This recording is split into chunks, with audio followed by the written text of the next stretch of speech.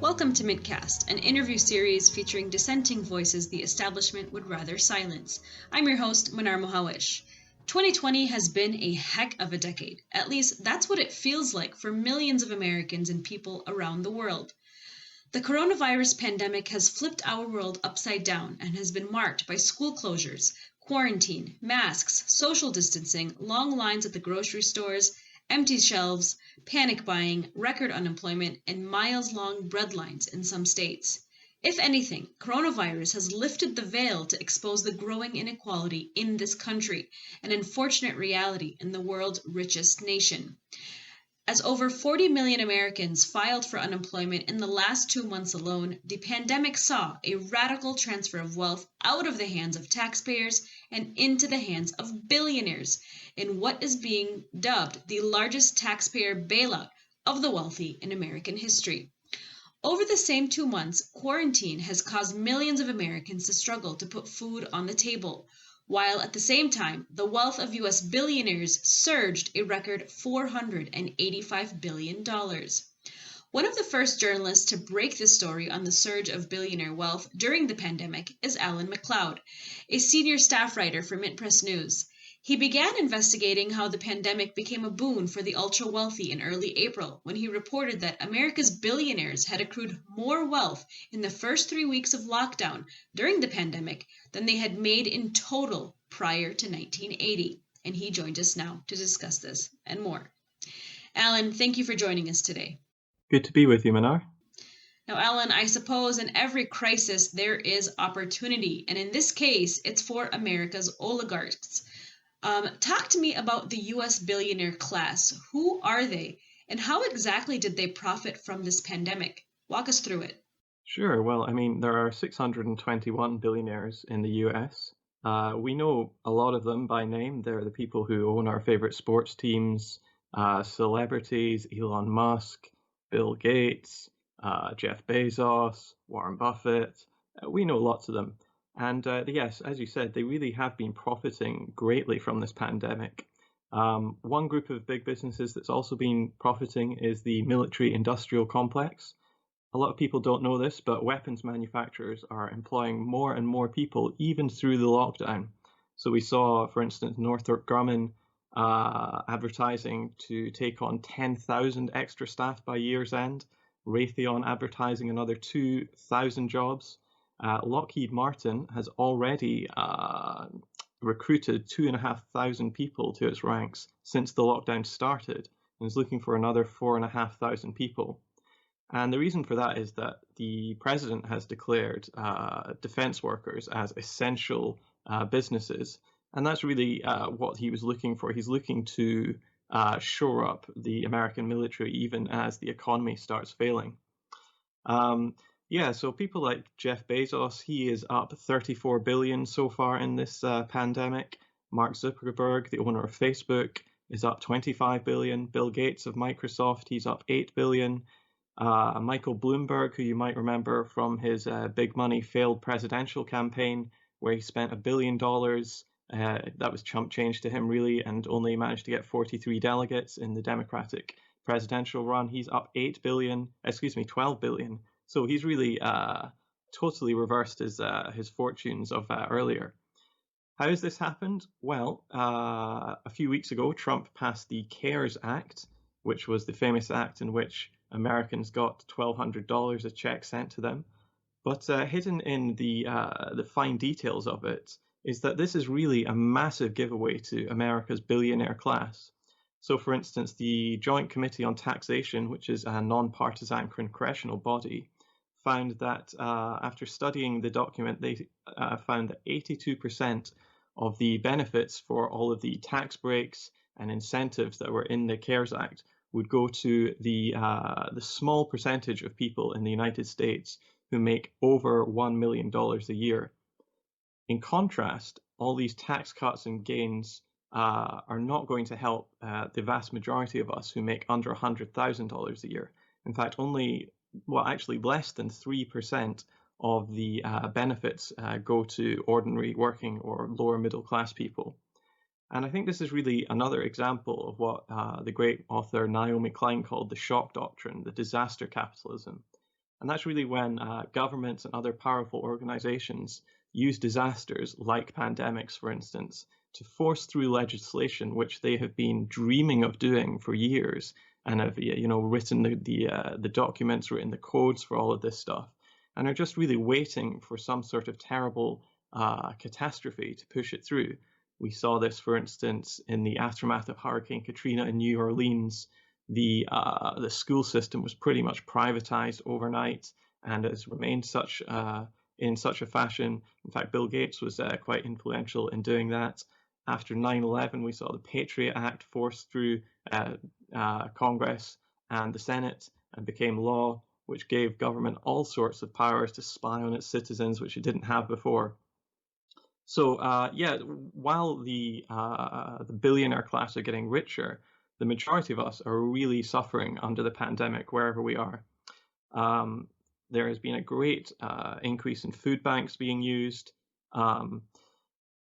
Even though Trump has promised this $1,200 check, very many people have not received theirs. In fact, it will take around 5 months for everybody to get them. And as a result, there's been an explosion in the amount of food banks, and the amount of customers at food banks just looking for anything to eat. And this is really highlighting the gross inequality that is now deepening within American and much of world society, where the rich are getting richer and the poor are getting even poorer. Explain to us what it means for the economy to contract by 40% and how this plays into the transfer of wealth into the hands of billionaires. Well, there's this old expression that's been around for nearly 100 years in economics. In a depression, property returns to its rightful owners. And what people mean by that is that in depressions, poor people are forced to basically sell off their goods, their assets, at cheaper prices, and they end up in the hands of the rich, the ultra wealthy class, the Bezoses, the Zuckerbergs, the Buffetts, etc. And that's kind of what we're seeing right now. So people with mortgages are really struggling to make payments. Obviously, people who are renting, we've seen an enormous explosion in rent strikes, not even ones that are collective and organized, but just people simply being unable to pay their way. So in April, we saw around a third of renters in the United States simply couldn't pay their rent. And that's going to transfer up the line to people who maybe own one house or own two houses and rent the other one out. What it's not going to really harm are the huge housing companies which own thousands of properties, or the huge businesses like Amazon, which can take the dent. But, mom and pop shops who have been forced to close down and don't have delivery businesses, they're really going to struggle. And once we come out of this pandemic, what's going to happen is, I'm afraid to say, I think a lot of these smaller businesses are going to go under. A lot of people in the lower middle class are going to be plunged down into the precariat, as many economists call it, this precarious group of people who live economically, very precarious lives. It's going to be a situation where the rich are going to get richer and the poor are going to get poorer. And this enormous contraction in the economy is like a shock to the system, where the big fish are going to get bigger and the smaller ones are going to die off. Now, we're talking about the largest radical transfer of wealth out of the hands of taxpayers and into the hands of billionaires. You actually wrote in one of your reports that since 1980, these billionaires' tax obligations decreased by 79%, while most Americans pay an average of 40% of their income in taxes and sometimes more. I mean, why is this happening, and how are these billionaires getting away with it? Yeah, you're right. If a billionaire or a homeless person buys, a pack of cigarettes or some food, they're paying the same amount of tax on the product as they are. But over the past half century, we've really seen corporations and the people who control corporations becoming increasingly political, increasingly politicized and organized. And in the wake of the radicalism of the 1960s, when all sorts of groups were putting their cards on the table, demanding fairer representation, from unions to farmers to LGBT people to women to racial minorities, basically the population. The the Chamber of Commerce and other business groups formulated plans on how they were going to deal with this excess of democracy, they called it, in one famous trilateral commission report. And what they did was basically they organized all sorts of organizations like think tanks and business groups to try to pressure the government into deregulating the economy, allowing them to ship jobs overseas and get rid of costly regulations like union protection, environmental regulation, etc. And what we've seen over the past few decades, the 80s and the 90s, is really accelerating, where big businesses create these huge lobbying organizations who effectively bribe government officials all over the world to ease regulations or even write regulations on their behalf, which increase their power, increase their prestige, increase their wealth.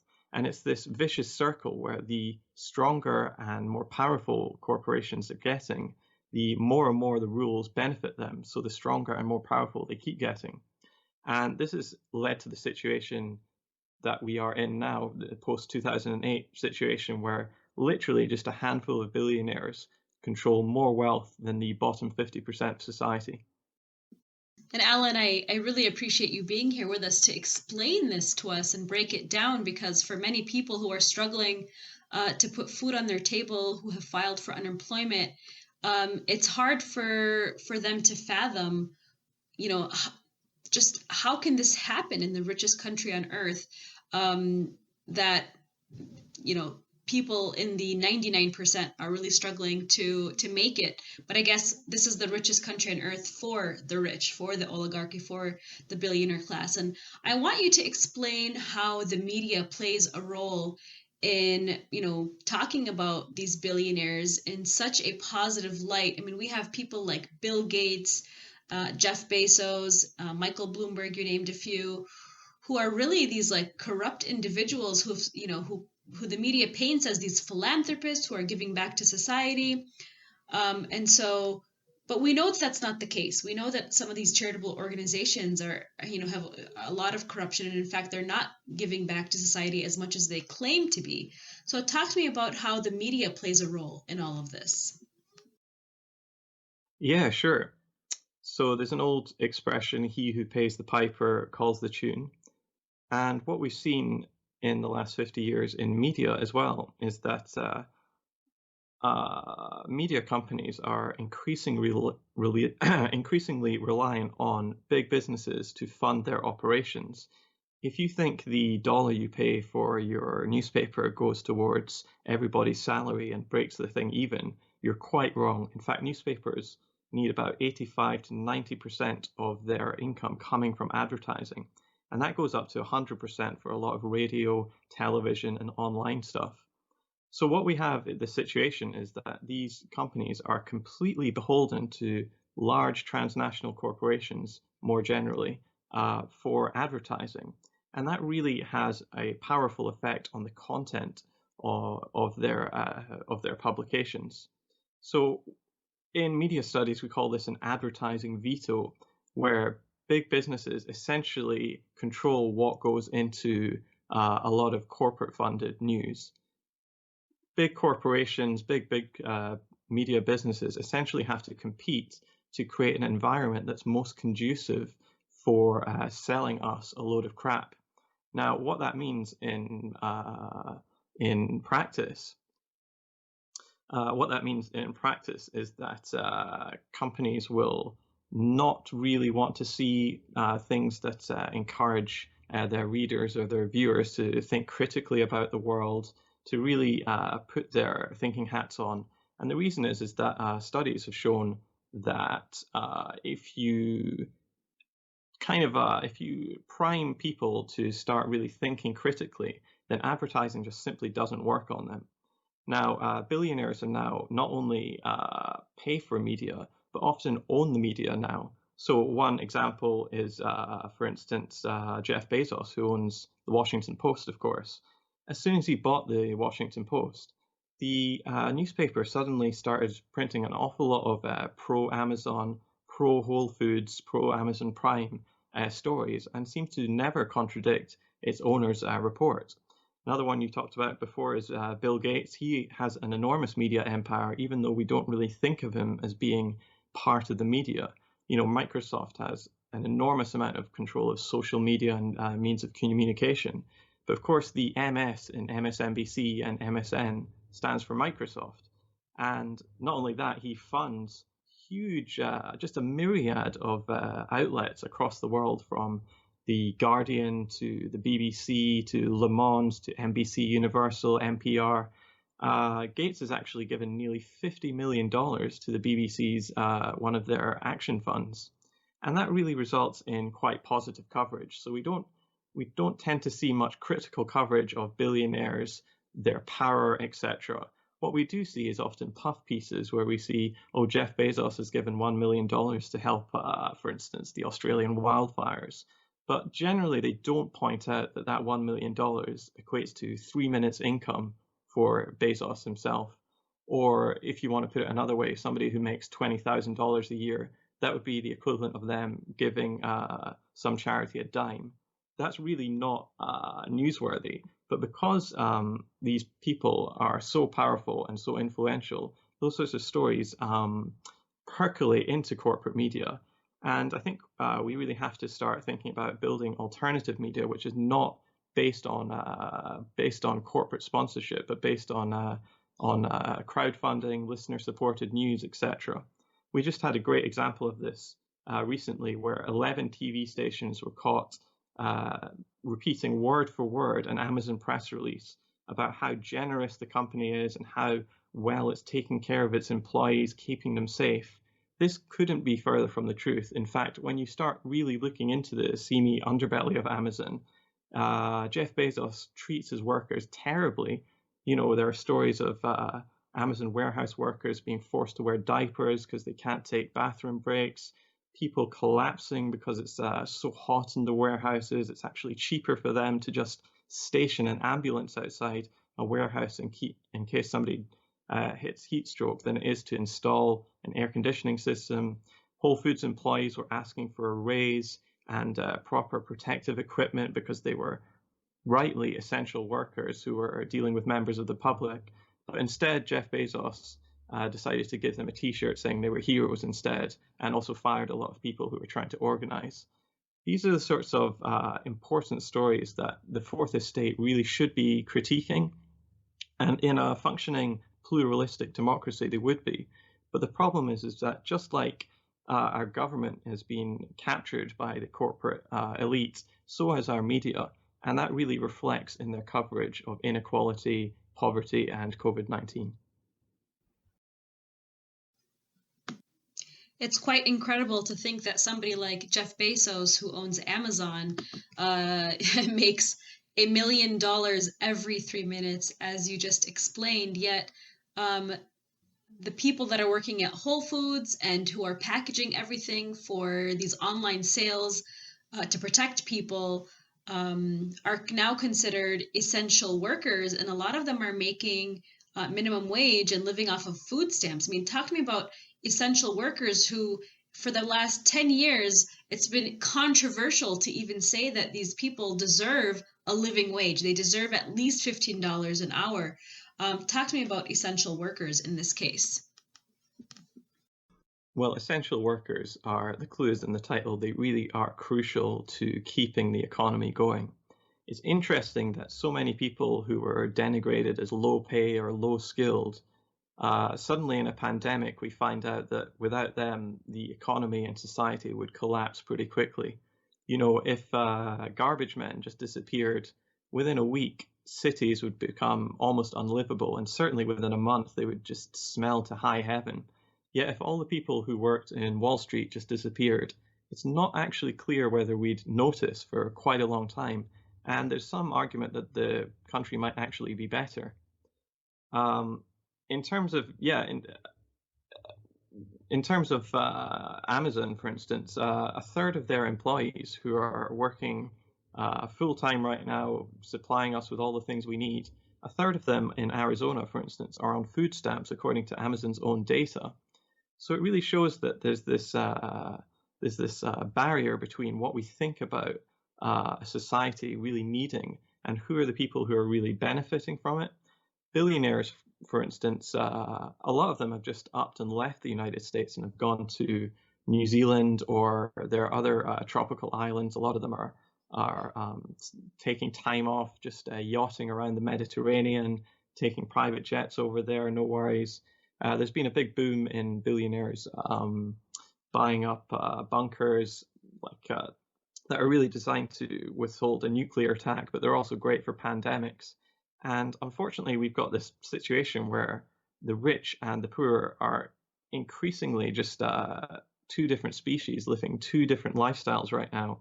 And so as essential workers have to suffer, and so many of them are getting COVID-19, for instance, in the Bronx, where a third or so of the people work in the caring sector. That's where some of the highest levels of COVID-19 infection can be found anywhere in the world. And yet people in Manhattan are getting the disease in nowhere near the same sort of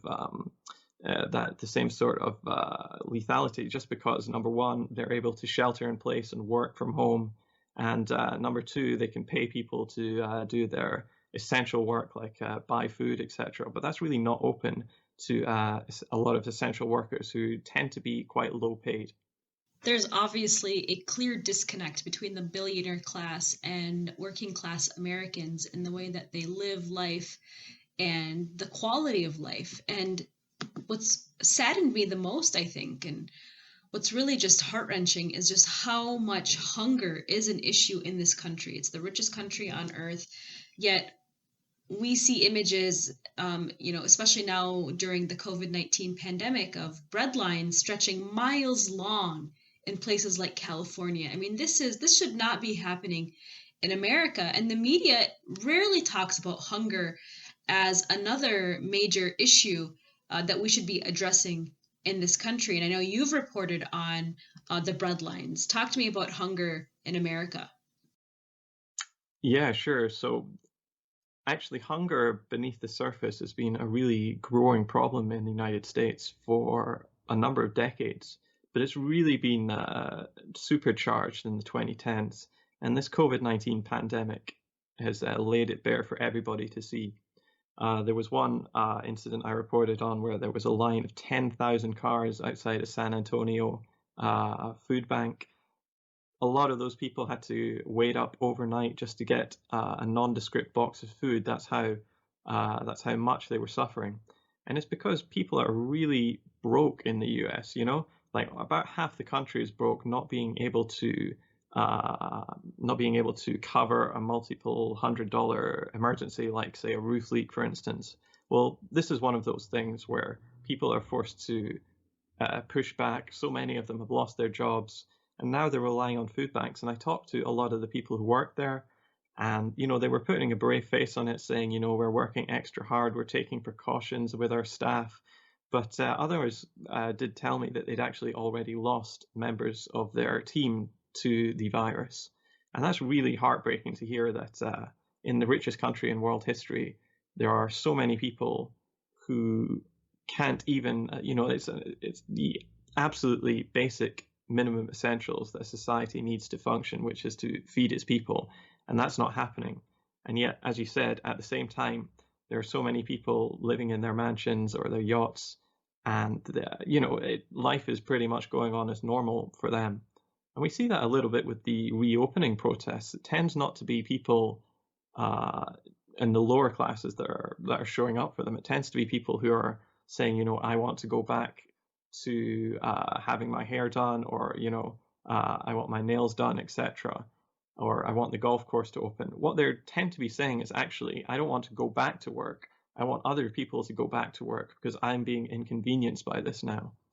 And that's really what's happening in the US. It's this incredible sight where farmers who used to sell to restaurants and stadiums and universities, their supply lines have dried up, and now they're just throwing away hundreds of tons of rotting food every day, at the same time as people in cities are literally starving and trying to find some way of making ends meet. And this is such a dangerous cocktail for something bad to happen politically. I don't want to speculate, but this is a very worrying moment in American history. I don't mean to switch gears here, but it's definitely related to the topic of the massive gap between the rich and the poor. But right now, the streets of Minneapolis are literally on fire with mass protesters seeking justice for the killing and murder of George Floyd at the hands of Minneapolis police officer Derek Chauvin. And the media has been focusing on some of the looting that's been taking place. These images have come out of men walking out of Target with like a TV, and they're just like is like total outrage. Like, if you guys want change, you got to stop looting, right? And so, but talk to me about the major mass looting taking place by these billionaires. I mean, why isn't the media talking about what's happening with billionaires accruing all of this wealth out of the hands of taxpayers? This is money coming out of, taxpayer money that's going into the hands of billionaires. Why isn't this being described as looting? I think that's a really important point you brought up. I mean, there obviously is looting going on in Minneapolis just now, but just like with stealing, as we talk about in public life, when we talk about stealing, we never really talk about wage theft, which is vastly bigger than any sort of employee stealing or shoplifting or anything. But that's the rich stealing from the poor. And so we don't really talk about that because it wouldn't be done to do so, because again, as we said, the media are not only funded by the billionaire class, they're also owned by the billionaire class. So they're not just cheerleaders for capitalist corporations. They are actually very often transnational corporations themselves and parts of far bigger machines which span the globe and just live for profit. So as you said, when we talk about looting, we talk about powerless people in a frustrated rage smashing some windows and stealing some, electronics or some food. But we don't talk about the rampant looting of the public treasury, for instance. We don't talk about all the people on Wall Street. Very few of them, almost none of them, went to jail after the 2008 financial crisis, which destroyed the lives of tens of millions of Americans. Millions of people lost their homes. Virtually nobody went to jail for that. And likewise, in 2020, we're seeing this enormous looting of the public purse again. I mean, this Trump CARES Act is the biggest upward transfer of wealth, perhaps in world history. Nobody's really talking about that as looting, but maybe they should. Maybe they should see that as really the sign that society and the social contract is breaking down. And what we're seeing in Minnesota might just be a reflection of that.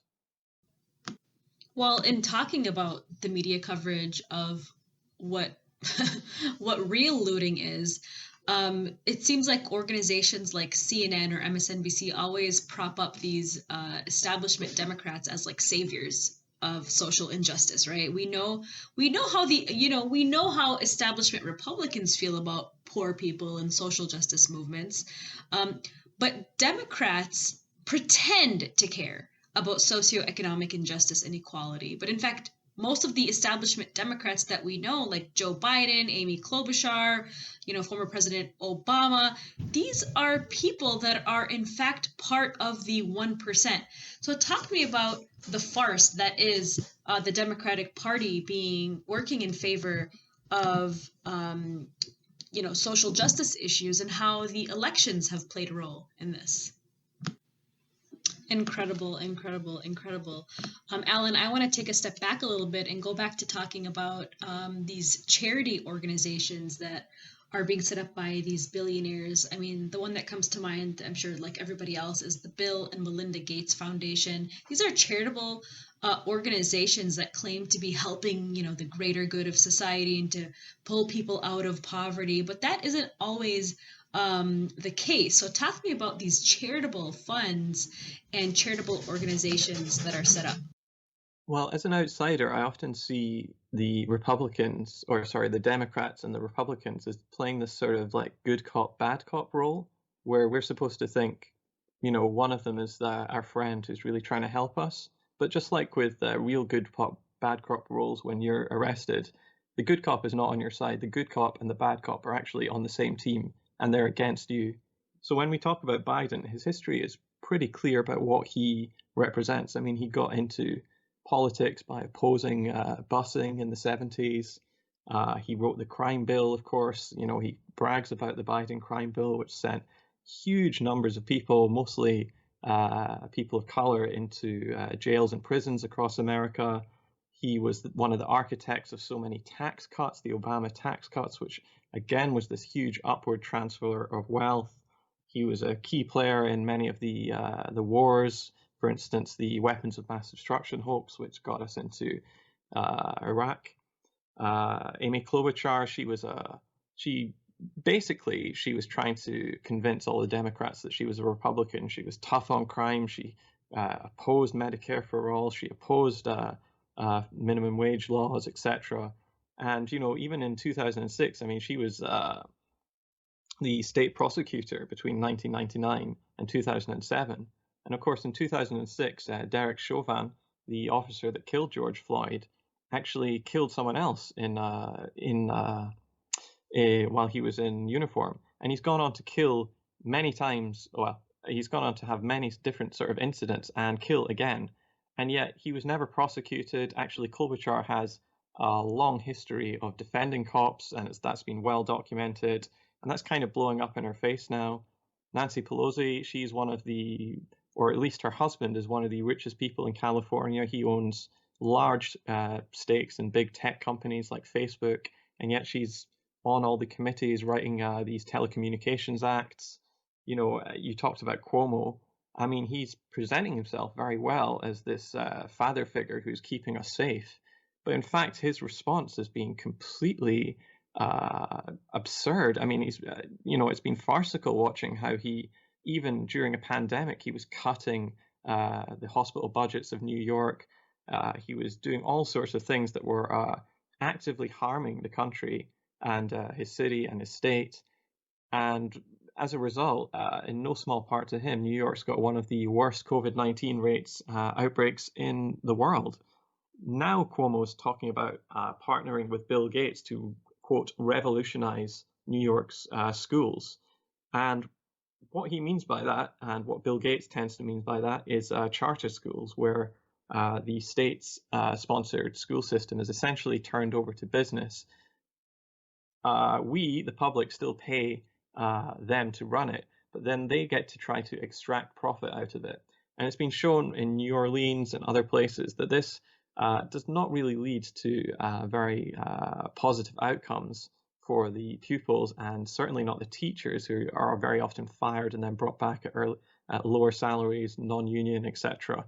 But it does represent a great opportunity to make money off the state, and it's really, a fire sale. It's like stripping the copper wiring or the wood and furnishings or something out of a house as it's starting to crumble. And that's kind of what I feel like a metaphor is for American society right now. There are people who are just stripping the wealth away as the entire edifice starts to crumble and deteriorate.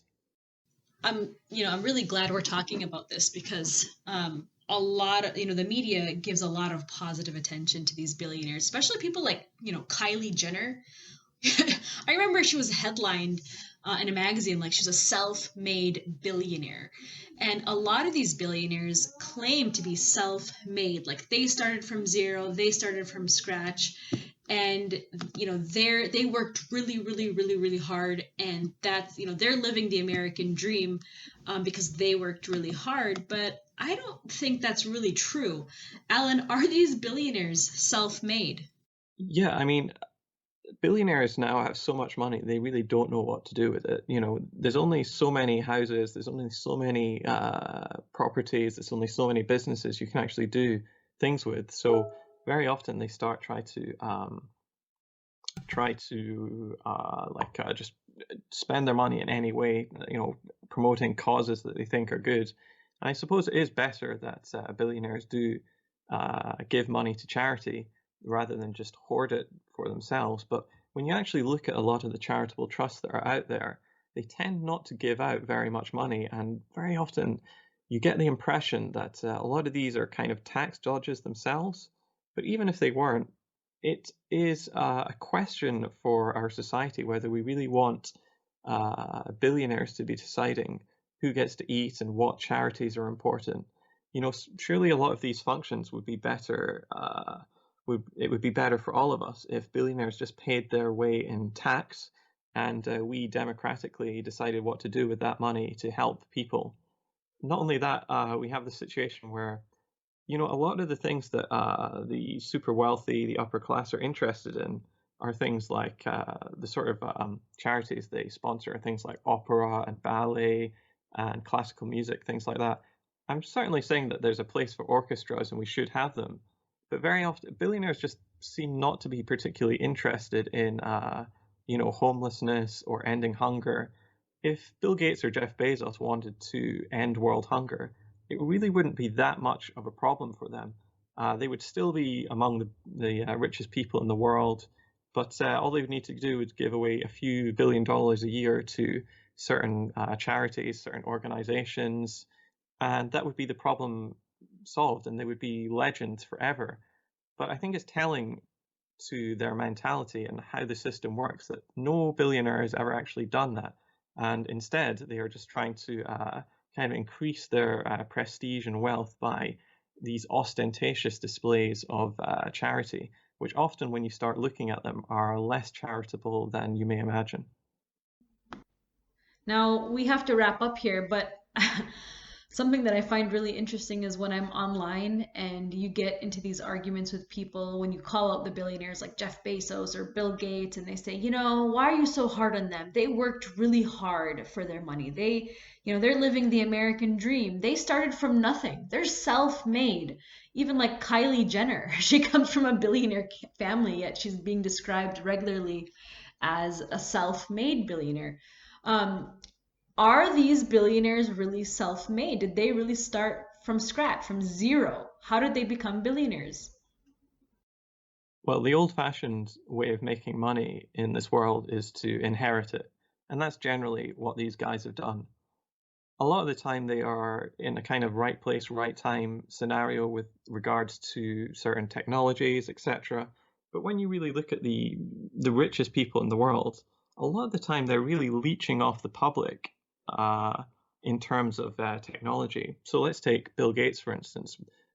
He's very often the richest man in the world. I think he's just been overtaken by Jeff Bezos, co-founder of Microsoft. Almost all the technology in computers, the hardware, plus the software, the internet, all of that was developed at public expense in universities like MIT, University of Utah, etc. in the 1940s, 1950s. The military helped as well. 1960s, there was no money to be made whatsoever in these things. And so the public had to bear the cost of the research and the development for decades. And it was really only in the early 80s, with the advent of the personal computer, that these companies could ever, like any private company could ever, like turn a profit in computing.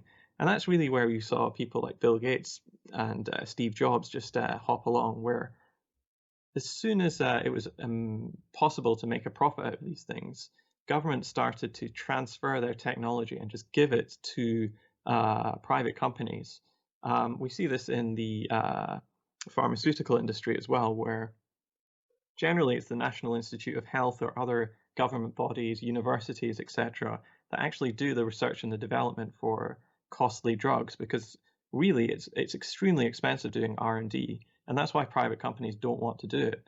So we've got a model where the public pays the cost of all the research and the development, and then all the profits the private sector takes later on. And that's what we see with Bill Gates.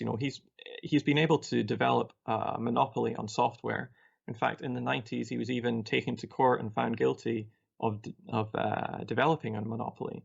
But by the time that worked its way through the courts, Microsoft and Windows had become so ubiquitous that the fine he was levied, that was probably what he paid for in his celebratory meal.